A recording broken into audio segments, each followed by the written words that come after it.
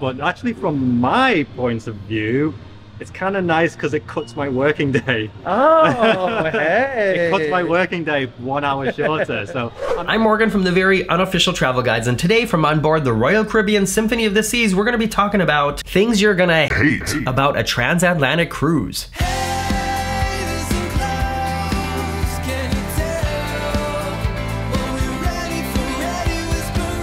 Welcome back, everybody. Like I said, I am here on the Symphony of the Seas, one of the largest cruise ships in the world, and we are literally in the middle of the ocean right now. We are someplace between Florida and Spain on this 12-day transatlantic journey, and a transatlantic cruise or a repositioning cruise they're different. There's special things about them, things that can be seen in a negative light and things that might get on your nerves. Today we're going to be talking about those things. Today is our 8th day on board with no land in sight, and I don't know, you just start to notice things. Also, later in this video, we're gonna talk to Chris from Chris Wong Vlogs. He is a casino crew member here on board who has his own YouTube channel. Please go check him out as well if you don't follow him already. And he's gonna give us a perspective on things that are bad for the crew when it comes to transatlantic cruises as well. So make sure you stick around for that. All right, we're just gonna jump into it. One of the first things that you might hate on your transatlantic cruise, if you are going from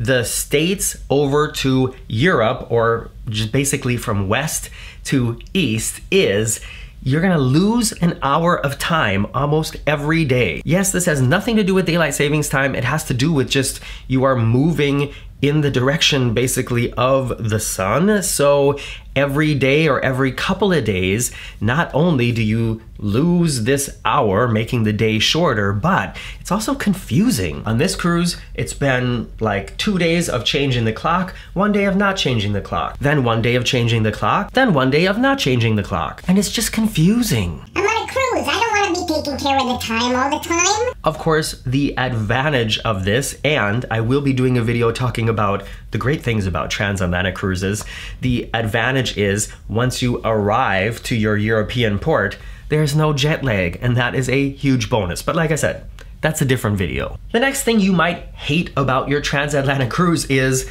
there are like no ports of call. Have I mentioned we've been cruising for 8 days and have been nowhere? So if one of the things you like about cruising is seeing all the different ports, waking up every morning with a new scenery in front of your balcony, then that's not gonna happen on a transatlantic cruise because every day it's ocean. Some transatlantic cruises do stop at 4 or 5 ports on the way, some over like in the Caribbean, some on the way to Europe. This one only stops 2 places in Spain. A lot of ocean outside of the ship. Another thing you might hate about your transatlantic cruise is the food. And while we're here, let me just invite you to subscribe to the channel. It doesn't cost you anything, and it will give you an update about when the next video from this series goes online. There's gonna be cabin tours, suite tours, restaurant tours, all kinds of tours. So if you're interested in learning more about this amazing ship from Royal Caribbean, just go down there and press subscribe. I'd be really thankful for that. But as far as what you're gonna hate about the food on your transatlantic cruise is, yeah, usually transatlantic cruises are at least 12 days. Some of them are 15, 17 days, and the menus do get kind of repetitive. You will start to notice that there are things in the MDR that show up again. The Windjammer Marketplace or the buffet, whatever it's called on the ship you're on, the first couple of days you'll be so amazed at all the variety of food, and after 8 days, 10 days, 15 days, you'll be thinking, really? Chicken curry again? Of course, it's not something that's different on any other cruise. If your cruise is only 5 days long, you're not gonna be on board long enough for the repeat to get back to you. Okay, the next thing I want to tell you about that you might hate on your transatlantic cruise has to do with the people. There's also a whole video coming up about just weird and annoying people that I've seen on this cruise. And this is when you're on a cruise that is not stopping in any ports, where everybody is just staying on the ship basically every day, you're gonna start running into the same people. And unfortunately, it's not only the people you wanna run into, it's also the people you don't wanna run into. There are people from all walks of life on cruise ships. We all know that. Some of them are people you get along with easily, and some of them are not. And when you're on a transatlantic cruise, nobody's going anywhere. And so you kind of have to expect that you're gonna be running into the good people and the bad people all the time. The next two things I want to talk about have to do with basically medical emergencies, and then we're going to get to Chris. If you have a medical emergency on board, depending on where it is in the cruise, it might take you several days until they can get you to a full hospital on land. And I know this is gonna sound totally morbid, but that might mean the difference between life and death for somebody. Cruise ships do have extensive medical facilities on board. I know because I had to get stitches on a cruise. And in fact, that's a chapter in my book called Getting Stitches on a Cruise Ship, available on Amazon now. But so I know the medical facilities on board are very extensive, but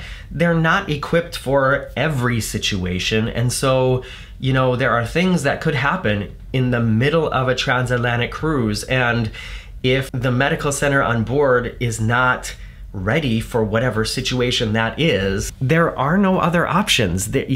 You can't have a helicopter come pick somebody up 2,000 miles from shore. That's just not possible. And the other thing that has to do with medical emergencies is if somebody at home has some kind of emergency, maybe a medical emergency, I don't know, maybe the person taking care of your kids all of a sudden can't take care of the kids anymore, I don't know. On a more traditional cruise, if you have to, you can just wait until the next day, leave the ship, go to the airport, and fly home. Of course, I know it's a little bit more complicated than that, but technically that is possible. Well, on a transatlantic cruise, that's where you're gonna go. Like I said, depending on where it happens in the cruise, you might have to wait 8, 9, 10 days until you have the opportunity to try to get back home earlier than the cruise ends. But other than all that, there are a lot of things that you can really enjoy about a transatlantic cruise. And like I said, that's coming in a different video. But now we're gonna talk to Chris to hear what he thinks about it from a cruise perspective.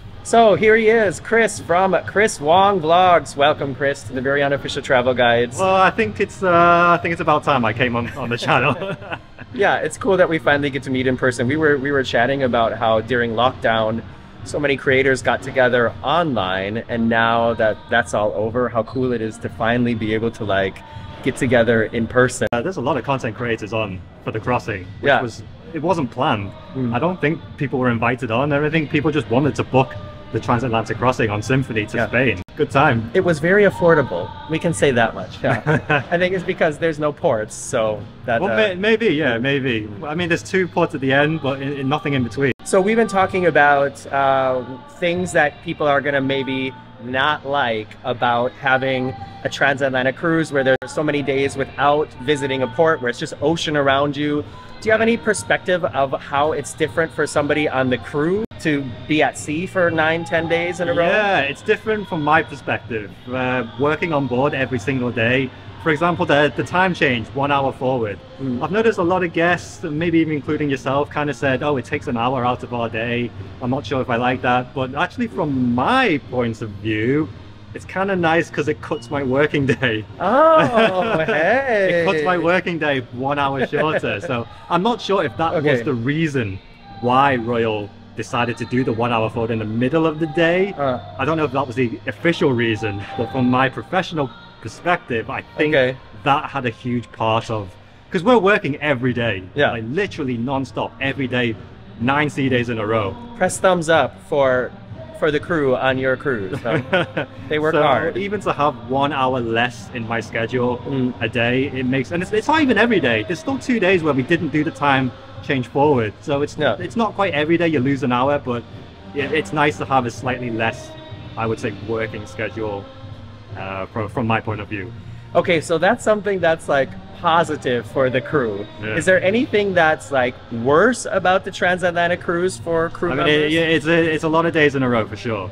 All right, a lot of days in a row, even having shorter hours. It takes a toll on your body sometimes. I mean, I do have a bit more free time and a bit more breaks in my day, but having 9 sea days in a row to work every single day, yeah, you have to sort of find the energy sometimes to make it to work and, you know, still be happy and positive all the time. Not that I'm upset or anyway, but it is a lot of it's a lot of man hours and a lot of time to try and find sleep and rest. I believe that. I mean, just being on a big ship like this as a passenger and trying to get to see everything and do everything, that can be exhausting too. So I know, of course, you would never say something bad about a passenger, but one of the points that I was talking about is that you run into the same people all the time, the good people and the annoying people. For those of you out there who don't know, Chris is a casino host, and he's made videos on his channel about what his duties are like.